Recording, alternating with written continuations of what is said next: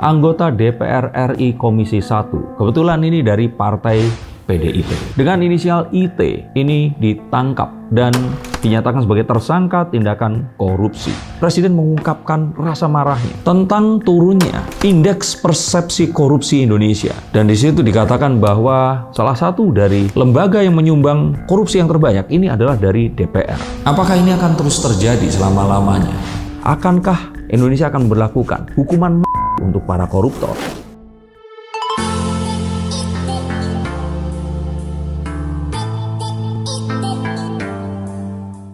Halo Sensikers, kembali berjumpa bersama saya, Denny Darko. Tidak ada yang namanya misteri, yang ada adalah tanda-tanda yang kita semua coba untuk mengerti. Anggota DPR RI Komisi 1, kebetulan ini dari Partai PDIP atau Partai Demokrasi Indonesia Perjuangan. Dengan inisial IT, ini ditangkap dan dinyatakan sebagai tersangka tindakan korupsi. Lagi dan lagi anggota DPR ini tersangka korupsi.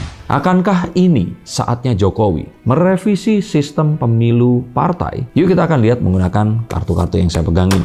Pak Mahfud MD, Menko Polhukam kita, yang setelah harlah PKB kemarin, saat pulang kembali ke Jakarta, ini diajak pulang bareng di pesawat kepresidenan oleh Pak Jokowi. Dan di situ Presiden mengungkapkan rasa marahnya tentang turunnya indeks persepsi korupsi Indonesia dari peringkat 38 menuju peringkat 34. Jadi naik peringkat korupsinya ini. Dan di situ dikatakan bahwa salah satu dari lembaga yang menyumbang korupsi yang terbanyak ini adalah dari DPR. Dan Pak Mahfud MD mengatakan bahwa adanya korupsi ini kebanyakan terjadi adalah karena adanya transaksional yang diduga menggunakan penyalahgunaan jabatan untuk menentukan sebuah undang-undang atau merubah undang-undangnya itu. Dan kebetulan korupsi yang terjadi barusan ini adalah korupsi pemalsuan dokumen atas bisnis batubara kalau tidak salah. Dan ini seakan-akan masyarakat itu udah biasa terjadi. Apakah ini akan terus terjadi selama-lamanya?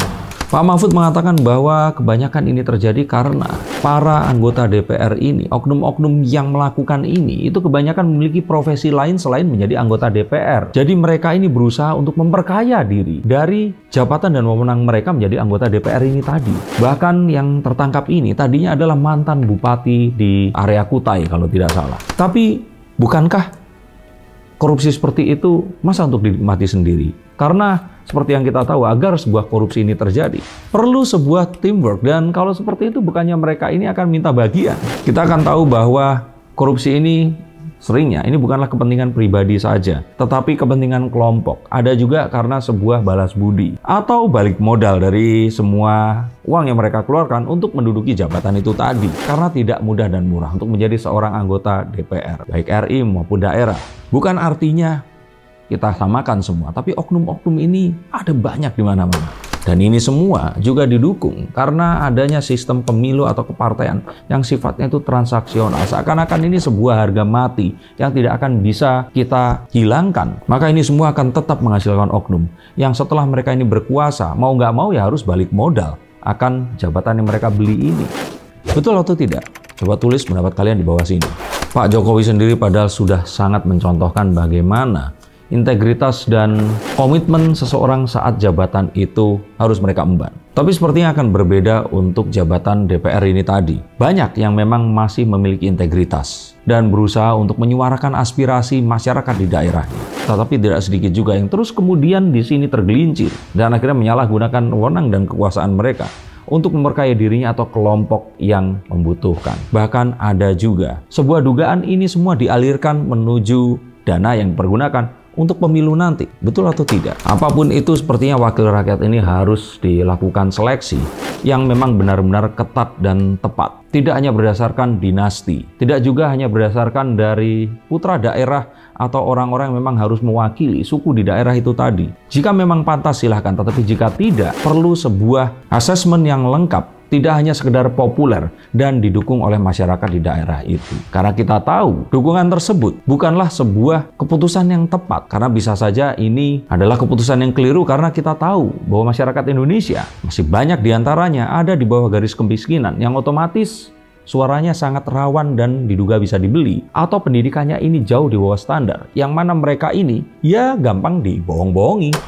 Dan sebaiknya juga diadakan sayembara di sini untuk mengawasi wakil-wakil yang sudah dipilih ini tadi. Dimana jika ada orang yang berhasil membuktikan, maka mungkin hasil korupsinya ini dibagi berapa persennya untuk orang yang menjadi whistleblower ini tadi. Dan jika ini berhasil dilakukan, maka mereka ini harusnya layak untuk dimiskinkan dan diambil hartanya. Dan jika ini mungkin bisa dilakukan, orang mungkin akan lebih takut dan berikan efek jera untuk tidak korupsi lagi. Dan partai di sini harus berbenah, karena jika tidak ini semua akan berakhir dengan cepat sekali. Orang-orang seperti Pak Jokowi yang memulai karirnya dari profesional dan terus kemudian masuk ke partai dan menjadi petugas partai yang bersih seperti ini diperlukan untuk lebih ditauladani lagi. Dan sistem transaksional di dalamnya ini harus mulai dihapuskan. Dan jika ternyata anggota DPR ini memang terbukti walaupun ini baru sebuah sangkaan, maka dia harus langsung diturunkan dan diganti oleh anggota DPR yang lainnya. Kita akan mengingat bahwa negara Republik Rakyat Tiongkok yang merdekanya ini itu baru 4 tahun setelah Indonesia merdeka, yaitu di tahun 1949. Tapi sekarang mereka menjadi negara adik kuasa yang bahkan berani menantang hegemoni Amerika Serikat. Ini mengalami kesuksesan dan juga pembangunan yang pesat mulai tahun 1997 saat presiden mereka saat itu, Zhu Rongji, dengan perkataannya yang sangat populer, mengatakan, sediakan 100 peti mati, yang mana 99-nya akan saya gunakan untuk mengubur para koruptor yang akan terbukti melakukan korupsi di negara ini. Dan 1 peti untuk saya, jika saya melakukan korupsi nanti. Akankah Indonesia akan berlakukan hukuman untuk para koruptor? Dan jika itu memang harus dilakukan, bukankah itu sebenarnya sebuah harga yang murah untuk negara Indonesia bisa menjadi negara adik kuasa seperti RRT nanti? Bagaimana menurut pendapat kalian? Setujukah koruptor dihukum? Kita akan bahas di konten yang berikutnya. Terima kasih untuk kalian semua yang selalu menyaksikan dan mendukung konten yang seperti ini. Jika kalian ingin dibacakan kartunya, silahkan hubungi nomor di bawah sini. Sampai jumpa dan salam untuk keluarga kalian.